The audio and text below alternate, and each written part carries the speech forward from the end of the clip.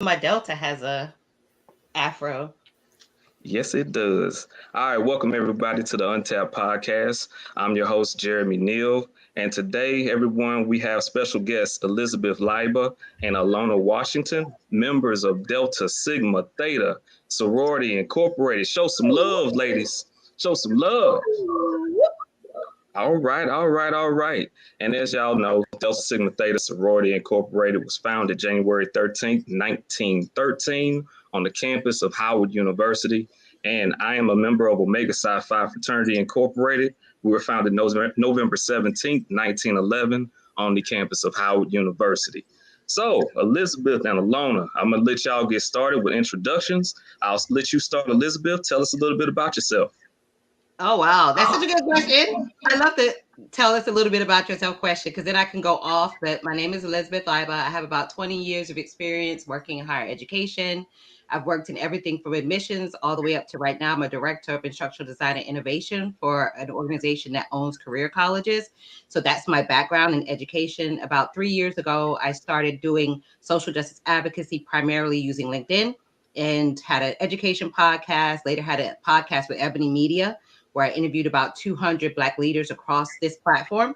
And it led to me becoming a top voice on LinkedIn in education for 2020. Also started Black History Culture Academy, which is my free learning resource for Black history, which has about 800 students.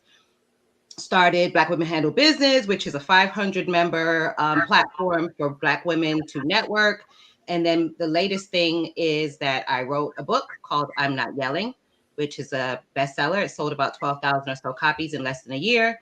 And on to new ventures now, working with my Sarah, Elona Washington, because we are working to get other Black authors published and working on an amazing project where we're trying to bring Black voices to the people. All right, Alona, you are up. Hey y'all, I am Elona Washington. I have about 25 years of marketing experience, mostly corporate marketing. Around 2016 or so, I wrote my memoir. Not gonna give you the title because that's a whole other conversation. And it really was about the abuse I suffered. And a few months later, Me Too kicked off, and it got me interviews with USA Today and Canadian Broadcasting Company and a couple of articles with the Philadelphia Tribune. I've traveled nationwide telling my story, helping other survivors, and I have been asked by other people to help them write their story. So I got into self-publishing a bit. I had an author who got her story picked up by a movie producer. So she's shopping that around right now. And a few other success stories with my authors. I am now self-employed. We're going to talk about workplace inclusion in corporate America today. You're going to hear all about that later. And I slid into Liz's, my soror's DM one day. And I was like, hey, you need some marketing help? She was like, yeah. And then I was like, oh, you good. Oh, we're gonna talk about that later. And I was not good. It was not good. No. So we came back around. We started working together. So I founded the Author's Journey, and together we are doing some collaborations with anthologies for women and men, of course, Black women, Black men. And we are also working on another project we will tell you about shortly. All right. Well, ladies, we're going to get rolling. These questions, I hope everyone that is viewing via LinkedIn Live and YouTube, take in the information. There's going to be a lot of information shared today. I hope you learned something and it can be impactful not only towards your careers, but also your personal lives. So, first question, Elizabeth, you're going to be up, and then I'll transition to you, Alona. As female professionals, what types of discrimination have you experienced within the workforce? And this is a two-part question. And how can we be more inclusive for our female professionals? Great question. I think the biggest thing that I've learned for Black women professionals is that our reality is very different when it comes to feeling included in the workplace. And that's for a multitude of reasons. Black women are more apt, and this is statistically speaking, to be victims of both being overlooked, underpaid, not given the proper credit for their projects, not getting mentorship to be able to feel successful, suffering from microaggressions. There's many things that Black women are dealing with that cause them not to feel included. And not only does it cause them not to feel included, it also leads to a lot of stress, because the stress of Yes. being in the workplace all day and then having the barrage of microaggressions, or having your judgment questioned, or somebody mistaking you if you're a doctor, somebody saying, oh, they think you're an orderly, all these different things compounded lead to a tremendous amount of mental health issues, which is also documented through a lot of studies. And these are some of the things I wrote about in the book. And also physical strain, because that can deal with also heart disease, hypertension, all the different stress related autoimmune disease. So the spectrum of things that Black women are dealing with, which causes us not to feel supported and not to feel included. There's a multitude of things. I think in order for that to be addressed, there really has to be space for open conversation. And the conversation doesn't need to be just held during Black History Month. This doesn't need to be just within ERGs, where Black folk are kind of an echo chamber and we're telling each other these things. I think that does help, because it does give you a support mechanism, but then what? And I think really what has to happen is actively there needs to be a push for corporate America to really recognize that what's happening now with this glass cliff is that Black women are leaving corporate America in record numbers. We're the most educated demographic, and that's also statistically speaking. So we're bringing a lot to the table. But as somebody said, Lady Farley, what we're dealing with in our personal life is the depression, is the anxiety, is logging on to a Zoom meeting and feeling like, hey, I don't think I can do this. And that's something that really needs to be addressed in more of a really a comprehensive way and holistic way. It can't be something that's just strictly, oh, this is a DEI thing, or this is something that only gets addressed during February. Yes, yes. I'll transition to you, Elona. Great answer, Liz. Let me see if I can piggyback off of that. It was very thorough. I'm going to take it from a different perspective. So, for those of you who don't know me, I was raised by Ivy League Republican Muslims. So if you think about, I know, Liz, the eyes. So if you think about code switching, I didn't know what that was, because I was raised as an assimilator, I guess you could say. So when I entered the workforce, of course, I took the advice of my parents, who did well. Of course, you just go to college, you graduate, you get a job, you stay at that job for 34 years, you retire. That's not our stories. And then also, too, on top of all of that, I'm also a trauma survivor. So when I entered the workforce, it was incredibly triggering for me. So the types of discrimination, the microaggressions, the pet to threat, all of that, I didn't expect that. I thought, because I was raised, the way you're supposed to be raised, and I did everything you're supposed to do except go to Howard. My parents were against that. But aside from that, I thought that if I did all those things, I would not be treated the way I would be treated. And I was. And like Liz says, it's taxing on you emotionally. It's taxing on your spirit. It's taxing on you physically. When I quit my job, my dream job, July 2022, I felt so much peace and so much weight. I don't walk around feeling like, oh, I'm waiting for the next shoe or insult or dig to drop. Like, I create my own space, and it's a safe space. I work with Crazy Liz. I'm sorry, I said that out loud. I work with Liz.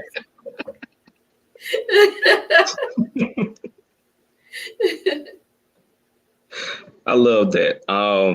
In chapter 4 of I'm Not Yelling, and for every viewer that is via LinkedIn, also on YouTube, it talks about code switching. I want y'all to elaborate really on what that really looks like. Elona, I'll let you start.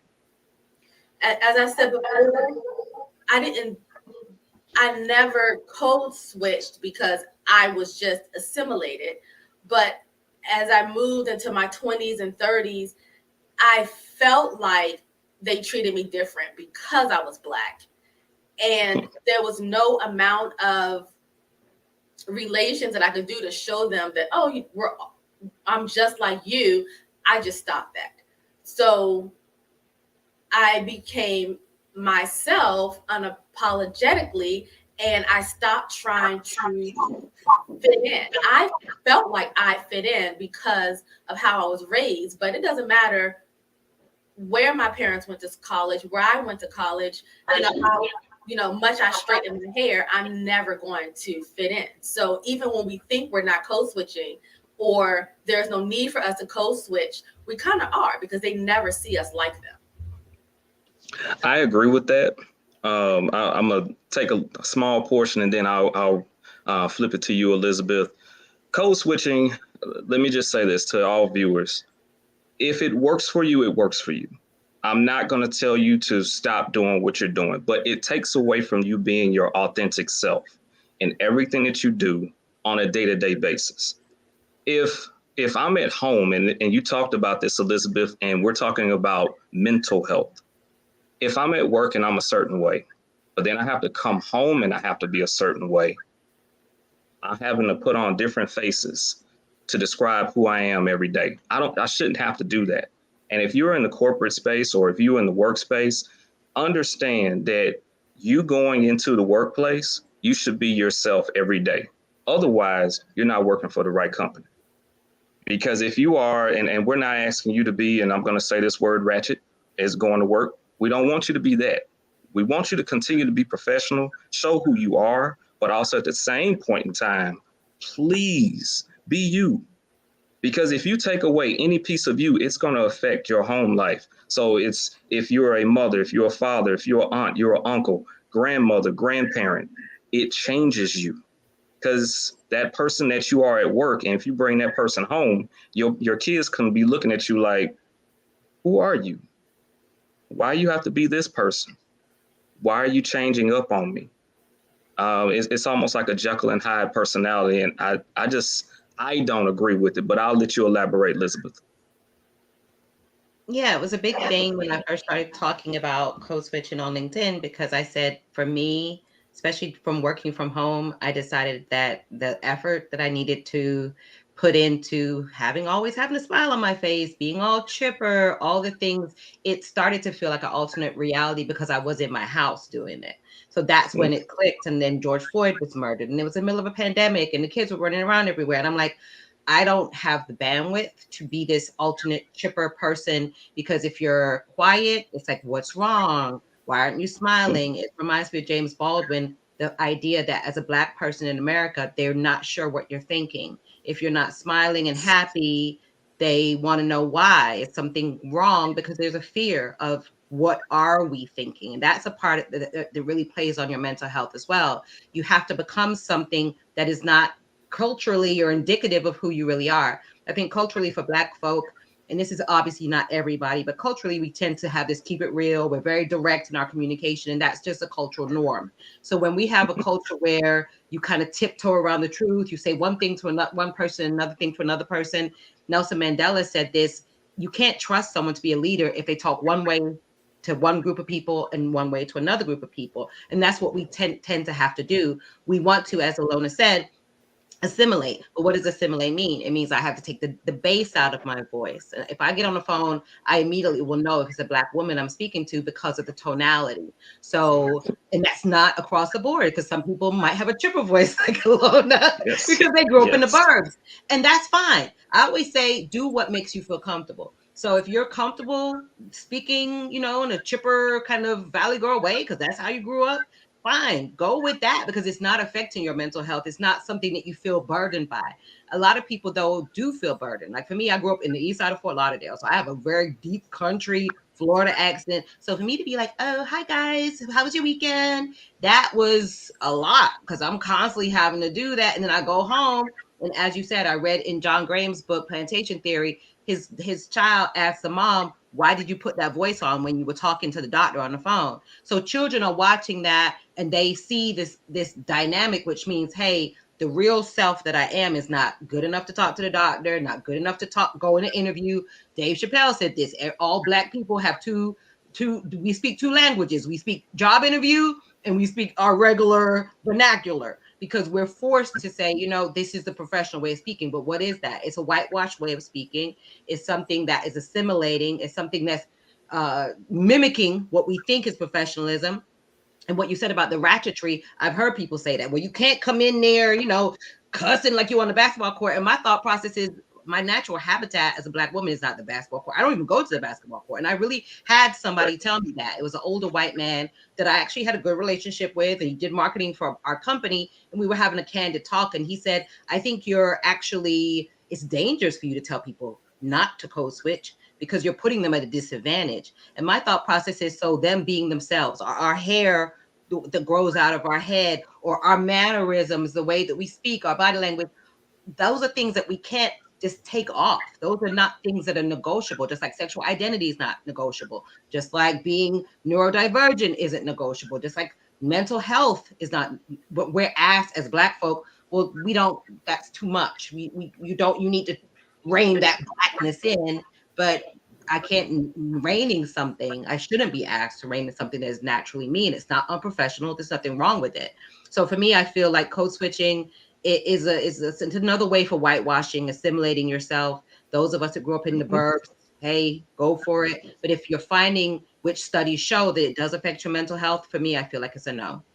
And I'm going to add to that. So yes, I thought that I was fully assimilated, but the way they treated me showed me that I wasn't. So there's no amount of growing up in the burbs, straightening your hair, like none of that matters. They're always going to see your color.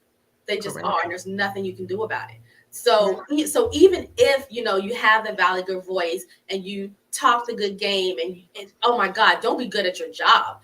I mean, they come after you, and that has been my corporate career.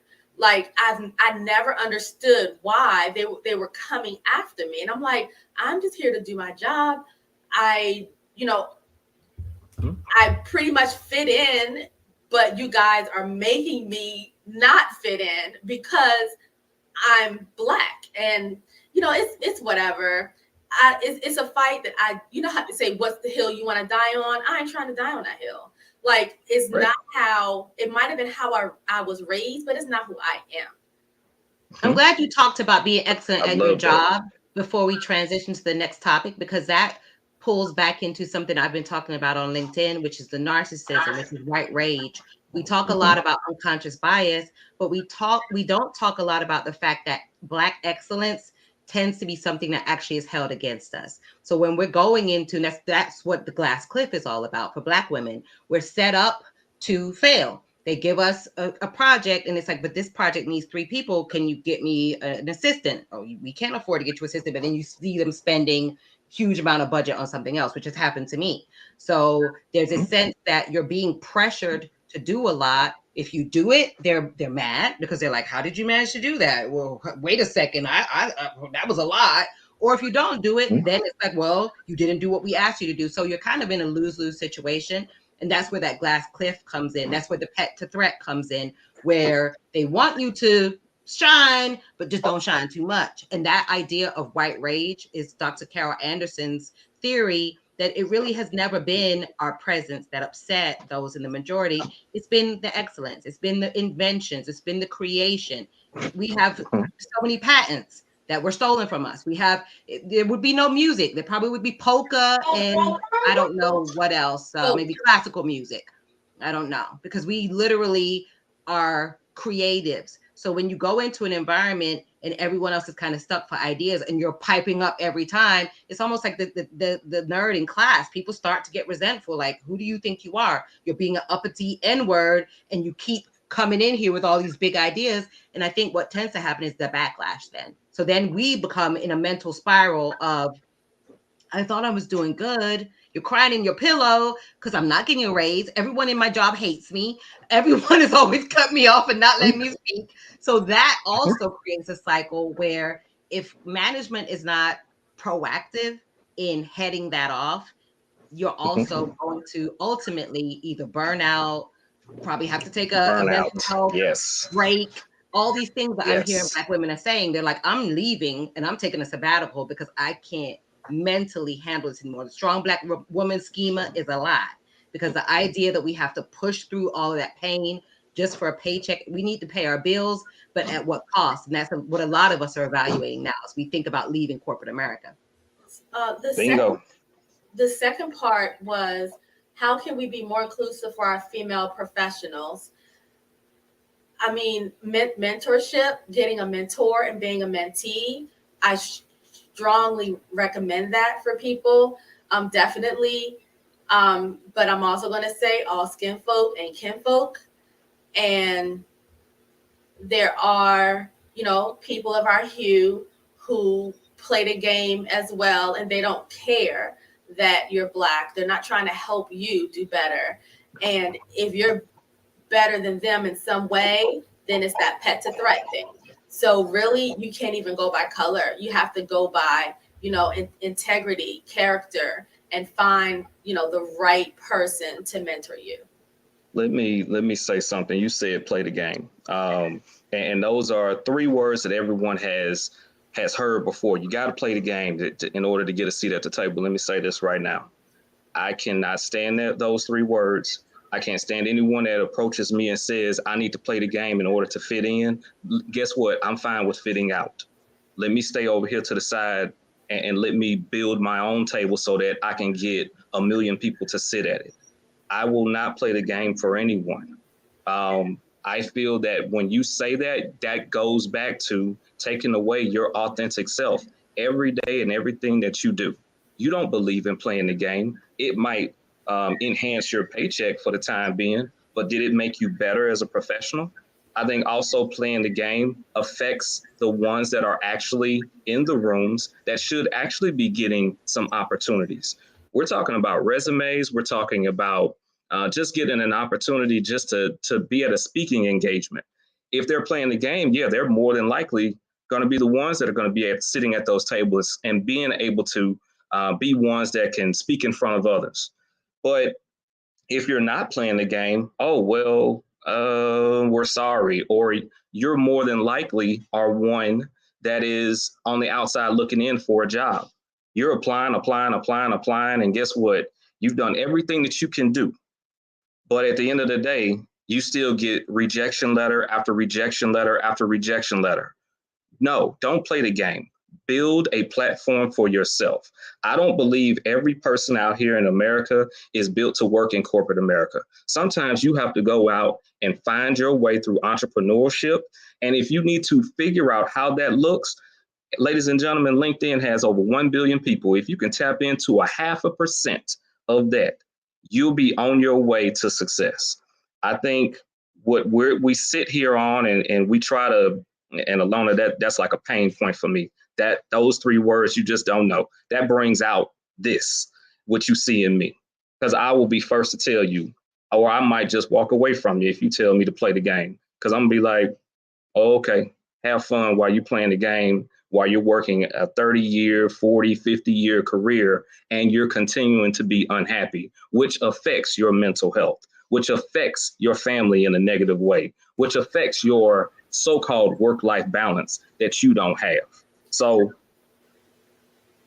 I'm a digress. I'm trying to be good today. Yeah, it's the people who are playing the game, Black, brown, white, or whatever, where you're not going to get the support that you need. And so you need to be really cognizant of who you align yourself with, and just try to maneuver it as best you can and remain Yes. authentic. Yes, I agree. Shoot, that was question one. Yeah, that was just question one. And we 25 minutes in. Look, ladies and gentlemen, I hope y'all are ready because we still got some other good stuff to kind of get to. So, Elizabeth, in chapter 5, you're addressing the politics with natural hair. And it kind of is a perfect segue to the second question. How would you address the underrepresentation of women in senior level positions? And that's women across the board. But we know those afros, those locks, those twists, those braids are key factors in which why certain women can't get certain opportunities. Let's talk about it. Yeah, I mean, it all goes back to that power structure. So, Black women are extremely educated. We're by demographic the most educated. So, we earn more bachelor's degrees in our demographic, and we have more degrees. And also, we have the biggest, when you think about wage inequity, a lot of us Black women, what we tend to do is get multiple degrees. So we'll have a bachelor's, we'll have two masters, and we go get a doctorate. I have three master degrees. So it's like we're constantly collecting. It's like Pokemon cards. We're like, if I get one more master's, maybe I can, if I could do this, if they call me Dr. Liz, then maybe blah, blah, blah.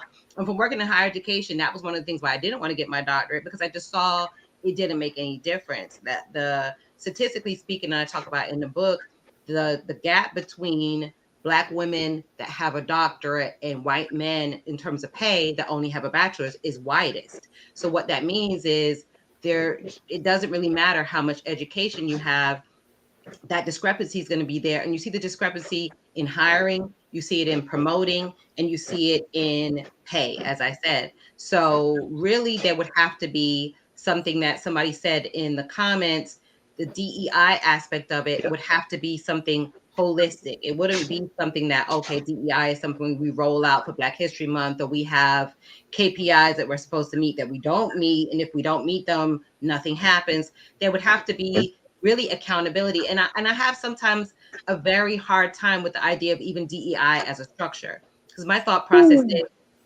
why do you need DEI to, well, first of all, you don't see my color. So if you don't see my color, I should just be in the mix with everybody else. So that's a lie. So the survey determined that's a lie, the test, as Maury would say. So why are we not represented? The only reason we could not be represented, which usually in most fields, I would say Black folk, particularly Black women, but Black folk are anywhere from maybe 3 to 7% across the board. And that's all fields. When you think about medicine, when you think about IT, when you talk about business, and a lot of times it's lower, obviously, for the leadership roles. So think about how many Black folk are CEOs in corporate, in Fortune 500. So what's happening is we're just not even being considered for the roles. There's no pipeline issue. Elona went to HBCU. There are 100 HBCUs. There are more than enough qualified candidates to promote and to put in these positions. But as you said, we're not getting a seat at the table. Our star, our Shirley Chisholm, would say, if they don't give you a seat at the table, pull up a folding chair. They're locking the door. They're not even letting us in the room. So we can't pull up a chair to the table, because that's just not even an option for us. And what we're seeing is it's actually getting worse, especially since the backlash of George Floyd. We're seeing a backlash against DEI. People are saying now it's actually racist to have affirmative action, to have specific initiatives to hire Black folk or to recruit Black folk.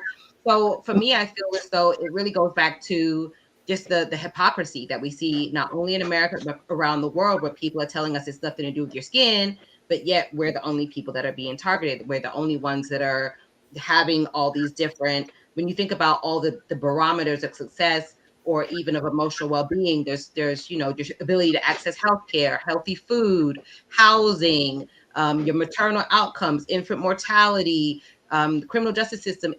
There's not really an indicator of anything that you could say Black folk are excelling in or Black folk are doing great. So for people that say, oh, well, you're not working hard enough, or it's something internal, my thought process is, well, then you're saying that we are inherently inferior. So then what is the problem? Because if we're getting all the education we're working actually twice as hard, and everything, statistics say that, there really is something wrong and broken with the system as it is. And I think really what would have to happen is there would have to be some deep reflection on the part of corporate America. And I think that capitalism really stops that from happening. You have to have a class of people that are okay with earning less than everybody else. And there has to be that structure, that hierarchy. And that's what's been created. Black folk are perpetually at the bottom. And the closer you are in proximity to whiteness, the level of pay goes up some, but you're never going to be, as Elona said, you're never going to be at the top of that pinnacle. And if you are, you might be tokenized as one or two, but they're not going to, in equivalence to demographics, let us into those spaces. it doesn't matter how hard we work. So I think really that's an internal question that corporate America would have to be willing to grapple with. Unfortunately, what we're seeing is a backlash against DEI, which shows that they have no intention of battling with it because they're saying, oh, DEI, that was great for a couple of years. You guys got that off your chest. Let's go back to business as usual. I call DEI a tax write-off for a lot of businesses. Let's just be real. That had nothing to do with setting a standard and being a class. You created the jobs, but now you don't see DEI. You don't see the initiatives. You don't see companies really just talking about it anymore. Now it's just, oh, well, that was during that time, so now it's faded away. I think something that everyone needs to be very mindful of is that we're having millennials and we're having Gen Z. They're kind of taking over now. Millennials and Gen Z are basically telling you we're not going to sit here and stand for what you're doing. If we want, and that this is another part of the inclusive part, especially when it comes to women. Women have been very vocal about wanting to be workers from home, very vocal about it. They don't want to be in someone's office every day because guess what? They may have a child. They may have 2, 3, 4 kids at home. They need to be at home to make sure that everything in the table is set there. But you take away those things by saying, oh, well, we're going to force you back into the office, inconvenience you for 8 to 10 hours out of the day, and then expect you to go home, get the kids ready for bed, fix a meal, take a shower, lay on your pillow for about 5, 6 hours, and you're right back at it. Again, it goes back to work-life balance. We're looking at the underrepresentation because people are turning a blind eye to what's really going on. And to be honest, if you're telling me that I have to go into a job just to prove my worth, another reason why I might need to be exiting stage left. But Elona, I'll let you speak on the issue. I find it ironic how they're going back to business as usual. They're trying to shut down this whole DI thing. I think it's some guy who's going around suing everybody. He's suing a black venture capitalist, and he sued for African American scholarships at Howard or some crap. I don't remember. But the studies show supplier diversity, companies who have diversity just in their supplier programs, they get 133% greater return on procurement investments. And there's another statistic. These Fortune 5, Fortune 10 companies have seen that return when they invest in diverse suppliers and diversity. Having diverse employees also lends to those types of benefits to companies. So the fact that they're going back to business as usual, it ain't even about the money. They're basically saying, I don't even care. I don't even want my profits to go up because I'd rather have you get nothing than me get 133% return on my investment. Make that make sense. Woo. Drop the mic. Yes. You should do I'm a so straight glad mic you drop. said that because it's nothing to do with the money. I was so outraged when I saw the business case for DEI. So you need a business case to be able to hire me. So now you need to go in with your clipboard and your whiteboard to explain why it makes sense to hire an excellent Black woman. Even the idea of that is really offensive to me because it's almost like, and then as you said, it's nothing to do with the money because if it was really just like, well, wow, we can get more return.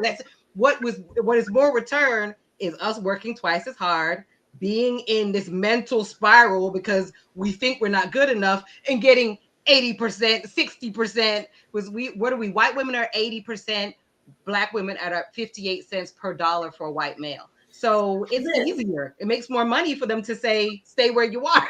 Right. Liz, who was the anthologist when we had our kickoff meeting? She read a passage and she said, the man said he would rather hire a Black woman because they'll work twice as hard because they feel like they have more to prove.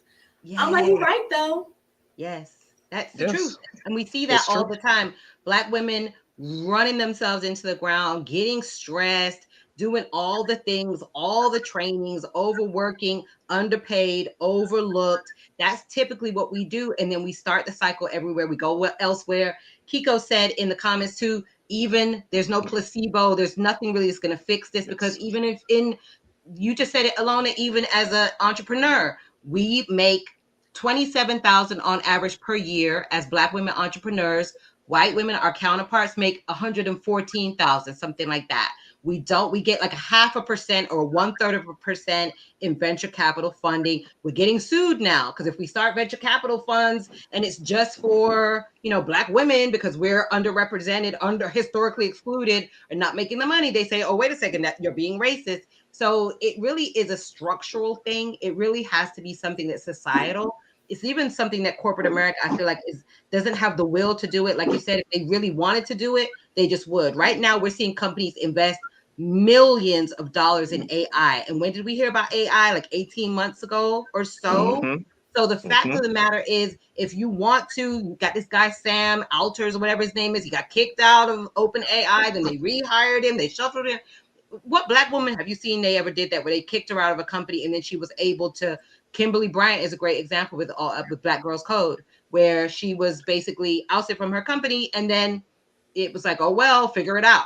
We don't have anyone to go to bat for us. We don't have the support mechanisms. We don't have this idea that our worth and our value is something to invest in, because AI, that's not even a human, we can pour millions of dollars into that. A war machine that actually kills people, we can pour millions of dollars into that. But Black women who are entrepreneurs, Black women that are leaders, and all these different things that we bring to the table, is kind of like you said, we could take it or leave it. If we don't get it, that's fine. We don't really need it that much anyway. True. Very true. Another question. What do companies need to do beyond their current efforts to promote DEI in the workplace? I'll let you start, Elona. You know what? I don't even know how to answer that, because they either are going to do it or they're not. So I feel like saying, you know what to do. You really know what to do. You've done all the research. You got all of these experts. Then you outsource these consultants who are giving you the numbers, who are showing you the impact that it has, and you still choose not to do it. So I'm not going to sit up here and waste my breath, because you're going to do what you're going to do anyway. That's how I feel. I mean, that's the truth. And when we I saw love it. the DEI initiatives, what we saw was, instead of Ashani Mfuko, who does a lot of work in social justice, anti-racism, very active on LinkedIn as well as on TikTok, she said this idea that even as we're doing a lot of this DEI work, the anti-racism, the anti-Blackness, a lot of it was kind of, it would boil down to, well, why are you making this a Black thing? Diversity is LGBTQ, diversity is neurodiversity. And it's like, but we can be LGBTQ as well. We have neurodiversity as well. We suffer with mental Yes. illness as well. We are disabled as well. But it's almost as though all they see is Black, and we're not able to have that intersectionality. So her point, Ashtini's point, was, you should be helping those that are most harmed. And typically, as I said, Black folk, regardless, are always going to be, typically, other than Indigenous folk, who are only 3% of the population now because they were decimated. So we're 13, 14% of the population. We actually are typically the most affected by a lot of this, but there still isn't this effort to say, well, if we bring you up, all boats will rise. They honestly don't feel that way. It's almost like sink or swim. Okay, we'll throw you overboard like your ancestors. There really isn't this means of saying, well, in order for us to help everyone, let's focus on you because you're the most hurt. It's almost like, what are you complaining Yes. about? The LGBTQ are here, the neurodiversity here. Like, I'm in those too. It's like, yeah, but you're Black. Focus on, move that out the way, and let's Mm-hmm. focus on all these other diversities, which I think that was a lot of what made it very disingenuous for us, seeing the fact that instead of saying, let's focus on, hey, a man was just killed in front of all of our eyes, we need to really focus on how we can impact and encourage and really motivate, help determine what the Black community needs. It's almost like, well, if y'all would stop complaining and comply, then things will get better. It's like, but they're not getting better. And that's, I think, to Alona's point, it's almost like I say the same thing. If they wanted to fix it, they would. And one of the people that I really respect on LinkedIn, who wrote the book Plantation Theory, John Graham Jr., who's had a lot of work in DEI as well as marketing, branding for a lot of big companies, has said this many times, that it's working the way it's supposed to work. If you think about it, DEI was installed At the end of the civil rights movement, there was a lot of compliance. There was a lot of EEOC, which is why it's typically under the umbrella of HR. So if it was important, it would be right up there next to the president or the VP of the company. Or you don't have to tell them. Elona got me mad now because you ain't got to tell them how to find customers that look like us. They know how to put some rap music in a commercial. So they know about marketing to Black people. They know about appropriating, our music. They know how to get into our communities and bring a dollar store and bring a liquor store and bring payday loan. They know how to do all these other things, and we don't go there giving them information about how to do that. They know exactly how to make sure they're meeting the bottom line. Amazon got people wearing Pampers to work. There are all these things that they know how to do to make the most money. But then you tell them, well, don't you think you need to hire few more Black people? Oh my gosh, give me more information. How do I do that? This seems very interesting. Can you give me some more stats? How many HBCUs do we have? How many HBCUs do we have? Let me get into that. So we're on campus, Howard University. They're like, oh, Disney's coming to Howard. They want to hire. This is like, I think I crossed. So it was like 96 or so. And they wanted to build a Disney amusement park down in Southern Virginia. And I think it was Disney. Oh my God, don't quote me. I don't want to be sued, Disney. So they came to Howard because they wanted people to play the slaves. What? Wait, whoa. Are you breaking this up? They came to the wrong campus. Do you know? They came to the Mecca to talk about that? Yeah, I'm dead serious. And we were like, why would you come to this institution and asking us to play this role? I mean, people lit into them. It was ridiculous. Obviously, as you can see, they don't have it. And that's it. They know where to do something nefarious. They know how to find Black people. They know where to find Black people. If it's something for our betterment, it's like, wait a second, there's a pipeline issue. We don't know where to find qualified candidates. That's not true. In the book, I wrote about studies that say Harvard did a study where they had names that seemed Black and names that seemed white. And unequivocally across the board, statistically, if your name seems like a Black name, you do not get as many calls. They've had so many studies that do it where people will take the same resume, put Lakeisha on there and put Jane on there, and Jane is getting those calls. It just is what it is. It's not rocket science. You are targeting only bringing people into an organization that look like you, because that's what you're comfortable with. That's what you want. That's what you desire. And they will do anything to uphold that, because that's. And let me piggyback. So this is 1996. This is Disney. So now I'm working for a Big Five publisher, and I'm sitting in meetings, and they're saying, we can't find any minority authors or writers. And, we don't know where they are. We're going to these, shows and conventions, and we just don't see them.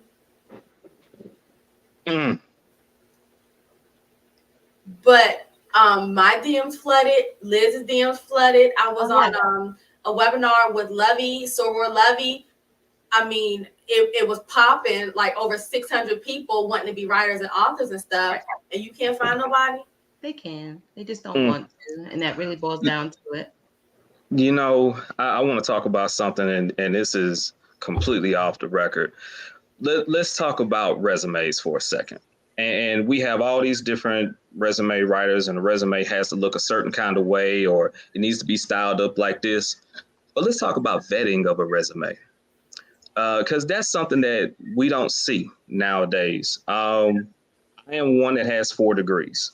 I can pull down my degrees. I can give you all the transcripts. I can show you all of this. And we're talking about DEI initiatives. We're talking about inclusiveness.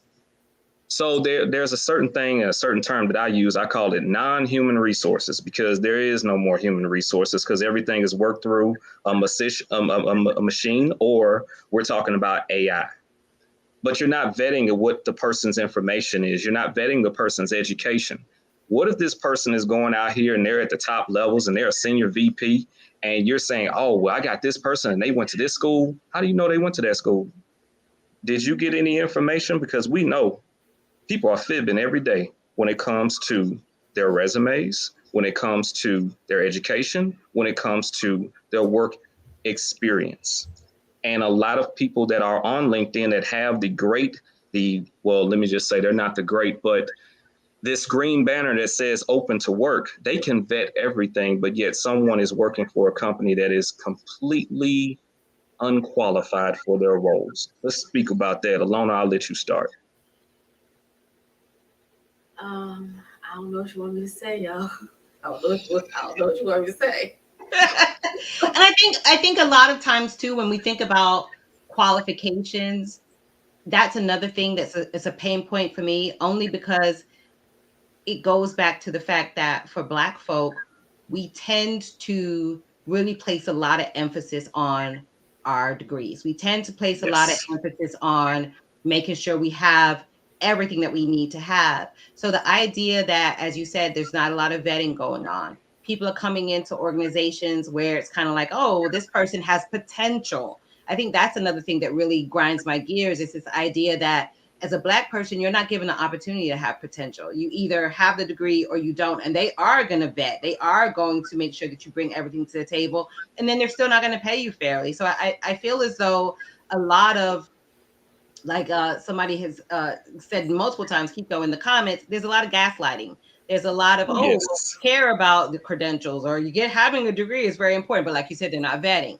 Or, we can't find the candidates, but they're not looking. They're not going. So I think a lot of it is, when we think about HR and what HR is supposed to be, HR really has become more of a compliance. HR has become more of gatekeeping. HR has become, they really work for the company, not working for, the employees. So a lot of that human, as you said, has come out of the resources. It really becomes almost an adversarial relationship, rather than a relationship of, I'm here to, almost like what I do in my classroom as a college professor. I'm here to help my students be successful. If my students fail, I failed as an instructor. And I think human resources really need to be held accountable in that way. We just have not seen that as Black folk, unfortunately. And Kiko, I don't know where you are on LinkedIn, but you are preaching in the comments section. You stated, are we assuming that it starts with the resume, it starts with the recruiter or the hiring manager? I completely agree. It does start with them, because they're the ones that should be vetting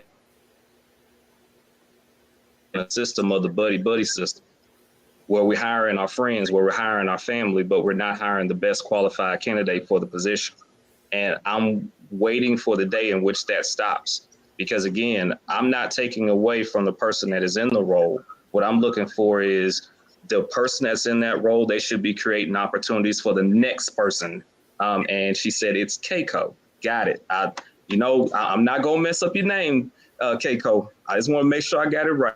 But that person that is in that leadership role that I'm noticing now, they're not the ones that's making sure that, let's make sure that these opportunities are created for the next person and the next person and the next person. It's like it's a one person all type deal. And we got to stop that if we're especially looking to improve DEI efforts across the board.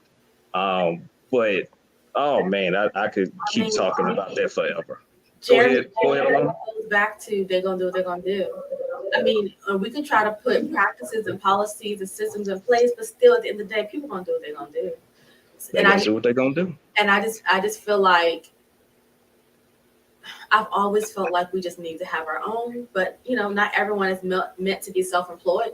Some, like Judy Ellis said, are anthologists. Like, not everyone is designed to have their own business. Some people will be working in corporate America, for their career.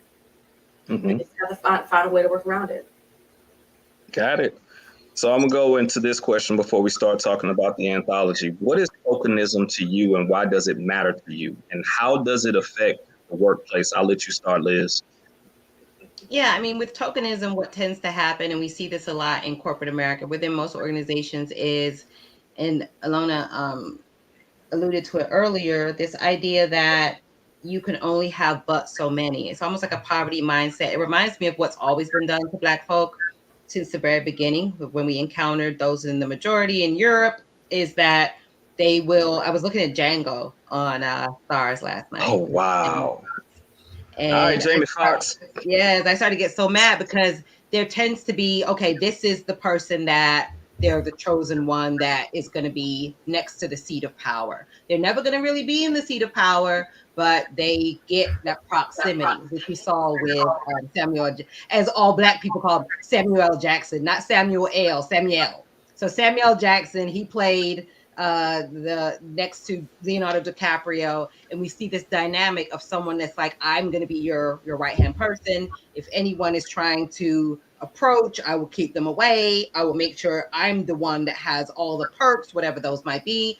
And what tends to happen is that person then feels threatened by other Black folk because they're like, well, there's only room for one of us, and if it's going to be anyone, it has to be me. So I had a boss that was like that, a manager was like that, was very threatened by me. I hear a lot of Black women saying, well, what if other Black folk are hurting you? And I always say that is a system of the system. That is a symptom of the system, which is conquer, which is the idea that we want to create this idea that you can get to the top, which is why a lot of times when we bring up racism, the counter argument is always, well, what about Oprah? But Oprah's one person. But what about you, Liz? I'm one person. Person. Statistically, even if I have great income, if the majority of Black folk in my same demographic with my same qualifications don't have it, then that's problematic. So I think what's been happening is there has been, again, the gaslight of it's possible. Anything is possible. I can go to the moon. Am I going to go to the moon? Probably not. So I think that's the part of the tokenism issue, which is it's this the ultimate gaslight. Is putting that one person there, then that person gatekeeps. That person hoards information. That person doesn't mentor. Why would they mentor you? Because if they mentor you, maybe you'll outshine them and take their job, and they don't want that. So I always say, hurt people hurt people. You're gonna see all skin folk, kin folk. You're gonna see that dynamic because when they set that up, that's something that's worked. It's worked for hundreds of years. So why change it? You know, everything that we're seeing is the result of something that's hundreds of years. And if you think about it, I think about this all the time. America's very young. America is only a few hundred years old as far as the civilization. When you go to DC, as Elona knows, it's very plagiarized. You see obelisk in the middle of the city. All the buildings were actually built by our ancestors. They didn't build DC, we did. So when you think about the ultimate plagiarism, it's this idea that they were able to, as a society, create something that says you can get to where I am if you're good enough. But as Alona said, you will never be good enough.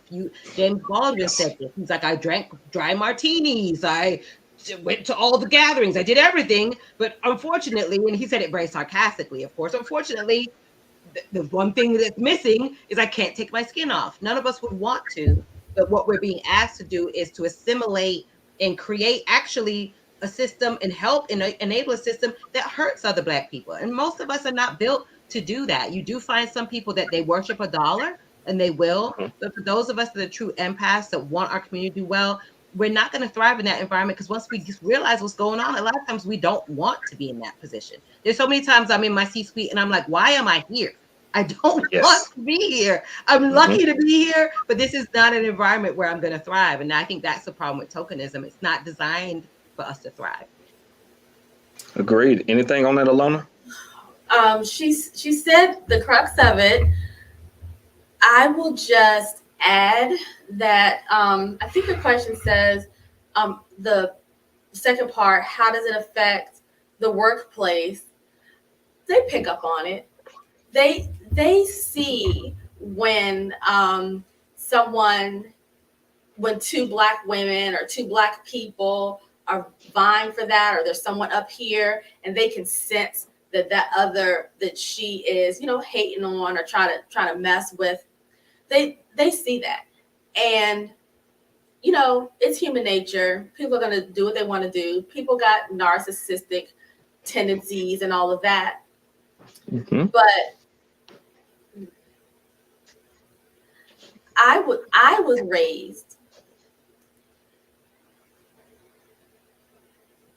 we don't show certain stuff to white folk. Like at the end of what was it, Chris Rock's thing? He said his mama told, like, you just don't act like that. you don't behave like that.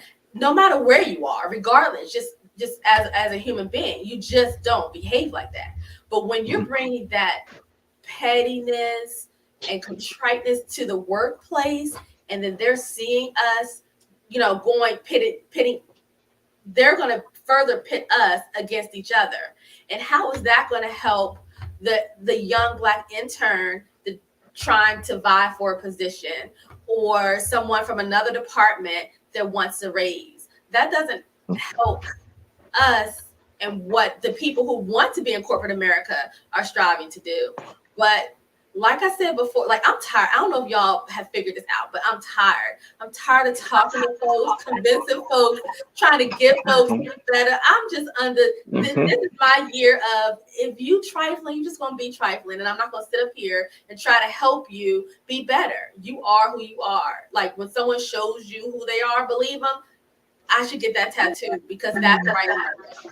I don't want to give energy to trying to make people do stuff that they already know that they need to be doing, or to do right when they know that they're doing wrong. I ain't got time for that. I can make money. Like, I can focus on the people who want to do right, who are trying to get ahead, who are trying to further their career, who are trying to release their book, who are trying to grow their brand. So if I see that type of behavior, especially in the workplace, I never took part in it. I didn't want to be a part of it. I got roped into it because of Black excellence, or because I was brown, or because I asked for a promotion or something like that. I was always inadvertently roped into it, but I never wanted to play it. And people like that, even if they're calling for discovery calls, or they want to partner or collab with me, I don't work with people like that. I'll say this, and this is one of my slogans, and I call it the triple press. Applying unnecessary pressure to yourself while attempting to impress others can lead to your own depression. And I'll say that again, the triple press. Applying unnecessary pressure to yourself while attempting to impress others can lead to your own depression. I think we can leave tokenism alone now. Next question will be, why did you, I hear y'all got an anthology. I can't wait to really, hold on, let me get my hands ready, my Birdman hands ready on that one. All right. I hear y'all got an anthology. Why did you start an anthology, and why do you feel that it is important? Tell us more about it. Either one of you can begin. I'll start. So I've been doing anthologies since about 2017, 2018. I did my very first one about divorce, how divorce became my deliverance. It was a #1 new release on Amazon, immediately bestseller. Book Riot listed it as the top 23 books about divorce to read. It did all the things, right? And then I did another one on friendship. And then I just kind of like got into my whole corporate career thing. I just let it go. But since Elizabeth and I have partnered, and, I've read I'm Not Yelling, right? And I'm reading all of these comments from the people under her, 11, 20 posts a day. I'm realizing. And she posts a lot, y'all. She posts a lot. She posts a lot. But it's okay, though. I need that, right? Yes. So I realized people have stories. Everyone has something to share, get off their chest. And I know from experience, I know from my own healing, and I know from the books that I've written and helped other people write, your story, it doesn't just matter. It can help transform the next person. So Liz and I were thinking about what we can do next, because she's book #2 is coming up in January. We're getting ready for that. She will be book touring. So if you're in the Maryland, DC area, you'll get her. I need to make a flight. I might have to fly so I can get an autograph. Yeah, you got to fly. So we wanted to do actually a series of anthologies. We're going to have anthologies all throughout 2024 on different topics. But our very first one is workplace inclusion, because of this book and because of the comments that we've seen from people. All right, Liz, what you got for us? Yeah, Elona hit the nail on the head. I think since writing the book, I saw so many stories, and I think I agree with what Alona said. For me, writing has always been a place where I heal. I think that's why I'm so raw and very transparent on LinkedIn, because I didn't look at LinkedIn as a place to network per se. It turned out to be a place where I connected with some really amazing people. But initially, it was like, I'm working from home. Where do I put all these thoughts? And LinkedIn was more like a diary for me because I love social media anyway, but I wasn't really on any of the other platforms as much. So it just happened 2020. Let me network a little bit. And I just started posting my thoughts. That led to obviously me writing the book, and then seeing there were so many Black women that were telling me, but I had that same story. Wait, I'm not the only one going through that. I thought it was just me. So we really wanted to find a way to empower Black women, really anyone that has not had their voice heard. That's really what I think about when I'm thinking about advocacy work. There's this idea that there are always going to be segments of society that are overlooked. So we really wanted to focus on who are the people that are most overlooked, that have not had their voices amplified. We know that the publishing industry, as Alona has alluded to as well, she's worked in the publishing industry, is overwhelmingly white, about 85% white. Our stories really are not being told. So we really wanted to find and streamline a way to create that space. So many women were saying, I really want to tell my story. I'm really trying to heal. I'm trying to unpack all these things that I went through in corporate America. How can I do that? And we felt like doing anthologies would be the easiest way for people to be able to dip their toe, their pinky toe, into what it means to actually write a book. Because I think for a lot of us, we don't really understand how much having a book can enhance your career, can open up opportunities, is a great way to brand yourself, is a great way to become a Yes. thought leader, Yes. open up other aspects of income so you're not so dependent on your corporate income. Not everybody's, I don't work for myself. Alona is a great inspiration to me because she's an entrepreneur, but I work in my job. I've been at my job for 10 years. So having a book is something that can help you segue into additional income to the point where maybe it'll be side income that you can use for a vacation, or maybe you can eventually transition into something totally, away from the corporate client or the corporate environment. But I think in order for us to have that, when we talk about Justina, pressure groups, I think in order to have that, you have to have community. And what we're seeing with the anthology communities, the first one has about 26 people. The second one now, I think we have about 5 or 6. We just started recruiting or submissions for the second anthology. And those people now united are sharing stories, are networking, are collaborating. So that pressure group, I think for a lot of people, they don't know where to find like-minded people. They're like, I'm thinking like this, but I don't want to be blasting out stuff on LinkedIn and lose my chance of getting a job. And I'm always like, don't follow behind me, because I've been at my job 10 years. I'm not saying to be on LinkedIn being all radical, because I don't want people to lose their job. I don't want people to not have opportunity. But what we're doing is finding a way to, hey, we have this going on. We have a community. And even just from the first week, they are literally helping each other. Hey, I have an idea about this. Hey, what about that? How do I do this? So this is a way to find people that are really fine-tuned and honed in on the things that you care about.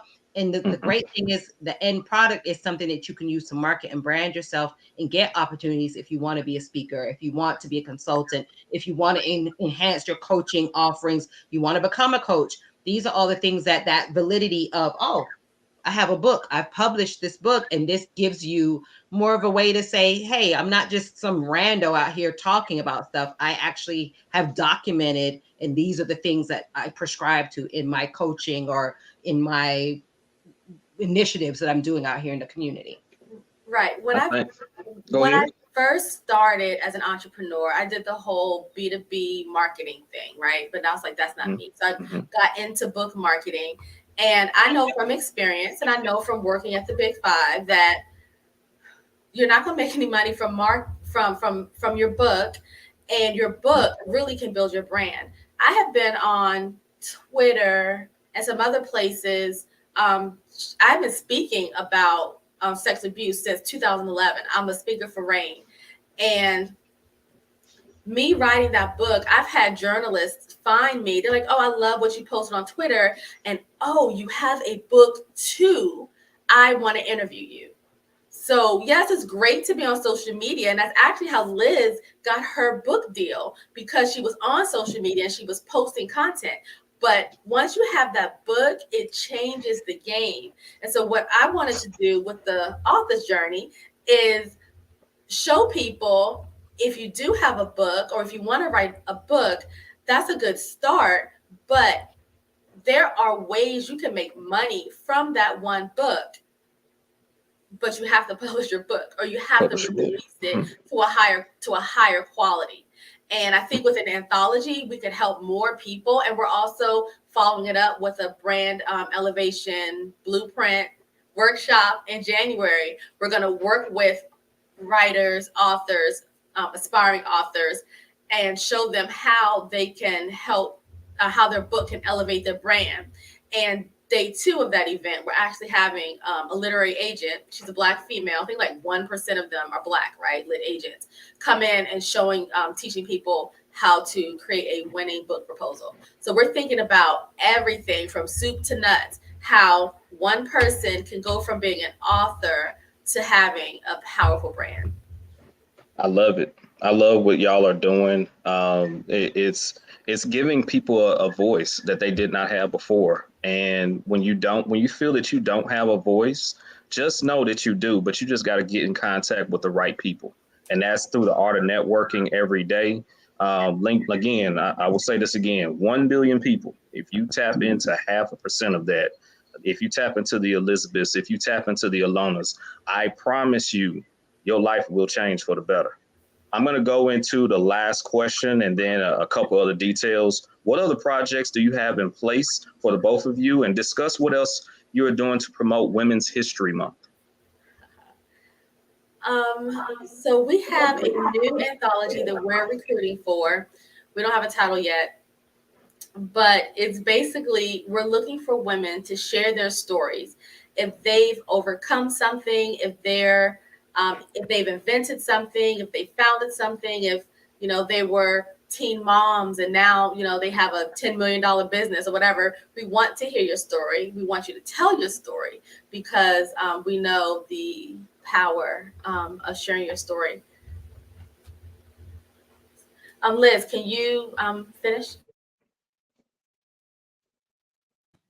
Yeah. So project wise, we definitely want to focus on amplifying voices, getting those voices out there. We have a whole bunch of different ideas as far as a sequence of anthologies. Like Elona said, we want to really build on. I think about this idea that there's companies out there like Scribe and other self-publishing companies that really are able to help people through that publishing journey.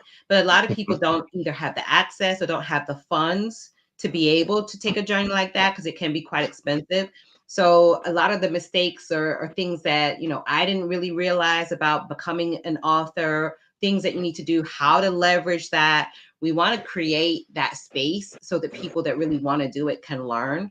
So we Mhm. really want to focus on how to amplify Black literature, Black culture, really just become, it's almost like the idea of the Mecca. How do we Yes. amplify it's like almost elevating our minds. And I think for me, the way to elevate my mind has always been through literature. It really Hmm. has created a space for me to understand and know the true greatness of who I am. For a lot of us, when we saw the book bans earlier this year and last year as they started, it was really alarming because that was how we formed our identity. If we think about those of us in the Divine Nine, our history, our Yes. legacy, everything about who we are is tied up in our culture, in our literature. So many of our Divine Nine members were writers, were philosophers, were sociologists, people that brought immense value to our communities. How do we retain that knowledge? And we have to retain that knowledge through the written word. Mary McKeeba said Yes. this, the conqueror came and they wrote. And did you think they would tell you the truth about us? And it makes a perfect sense. They had to justify what they were doing. So if we just sit there and say, oh, well, they're banning books and I want to write a book, but I don't have time. It's a lot. I don't, I'm not pressed, or I have a project in mind, but I haven't really promoted it or did it. And it's on Amazon somewhere, but I sold a few. We're really doing a disservice to our ancestry. We're doing a disservice to those that have come before us, and those that Yes. have come before us we are standing on the shoulders of giants. So it's really Mhm. our responsibility, I think, to really amplify those voices. It's really our responsibility to find ways to get those voices out there. There really can't be excuses now because nobody's coming to save us. I think a lot of us got a bit complacent, I'll say, in 2020. Okay, we're gonna give them some reading lists, get them situated, and they're gonna come around. If they were gonna come around, they would have come around 100 years ago, 200 years ago. Nothing really has changed, and what we're seeing is people are doubling down. When you see a country where a demagogue who is a narcissistic liar is a front runner for the presidency of the United States and has like 90 felony counts, you know that something is going awry with society. We as Black folk, we vibrate on such a high level. I think it's really time for us to stop waiting for other people to solve our problems. We have to really be more proactive about solving our own problems. And that's why we wanted to do the anthology. We really wanted to create a vehicle that people could say, this is something I can grab onto and I don't have to do it by myself. And let me just add, me sharing my story, my first published book was my memoir, and getting the DMs and emails of women crying and telling me that they've been through what I go through, they don't know how to get help, or I, finally had the courage to confront my abuser or go to the police. That was life-changing for them, but it was life-changing for me too. And nothing beats, when you're ready and you're safe, nothing beats sharing your story. And a lot of people think, oh, well, it's just an anthology. It's just, one chapter. But my first break was an anthology. I wanted to test the waters because, I told y'all, Black Republican Muslims, I was raised that way. But I got my Black card because I danced, for about 5 years or so. I'm not going to get into like all of that, but y'all know what I'm talking about. So I'm telling you, that one chapter and like hearing the other stories of people in that chapter and what they got over. We had speaking engagements together. We did other events together.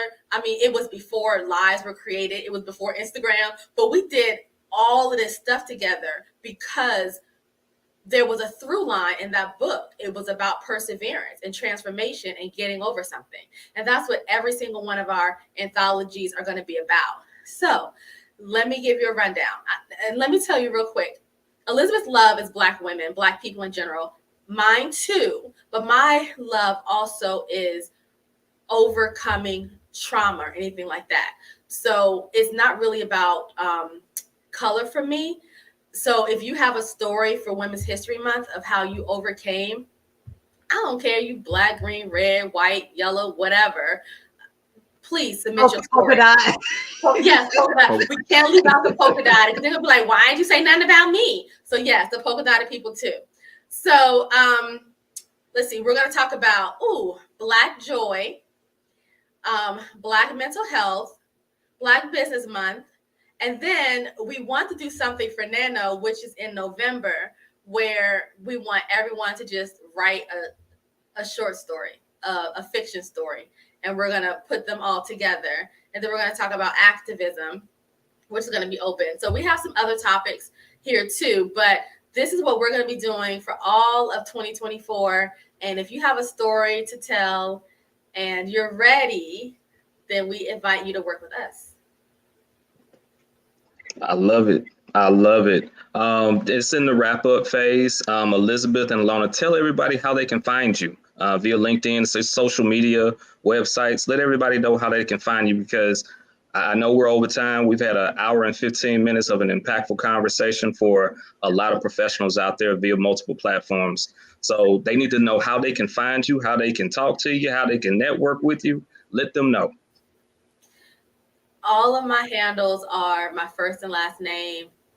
I'm a marketer. I want to keep it simple. I don't need to put official, the real, nothing like that. Keep it simple. Elona Washington. I'm mostly here, and if your account doesn't look like spam, I'll accept your friend request on Facebook.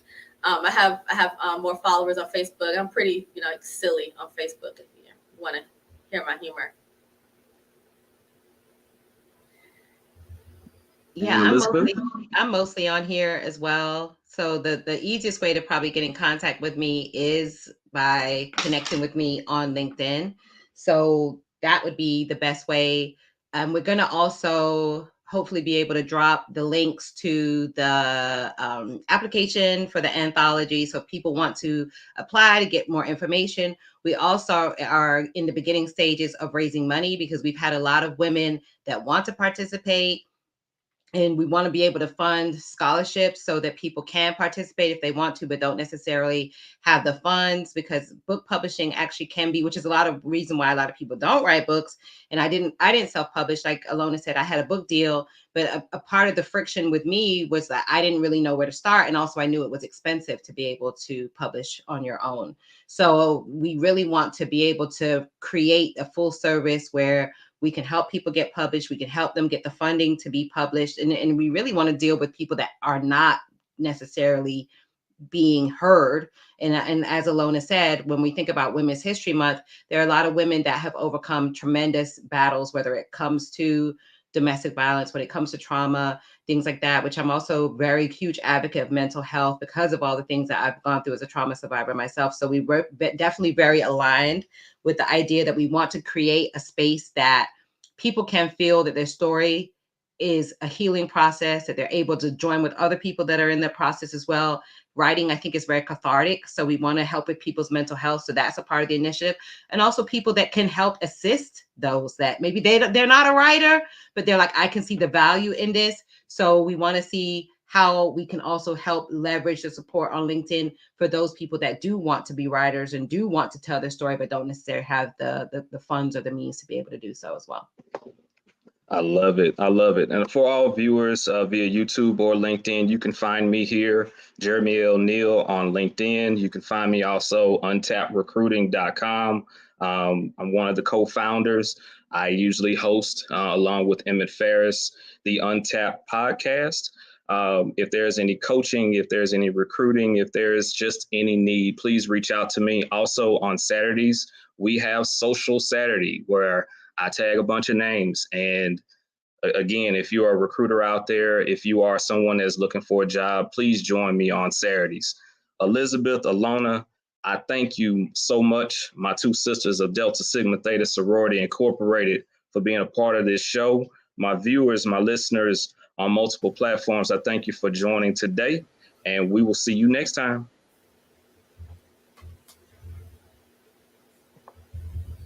And check the comments for the links because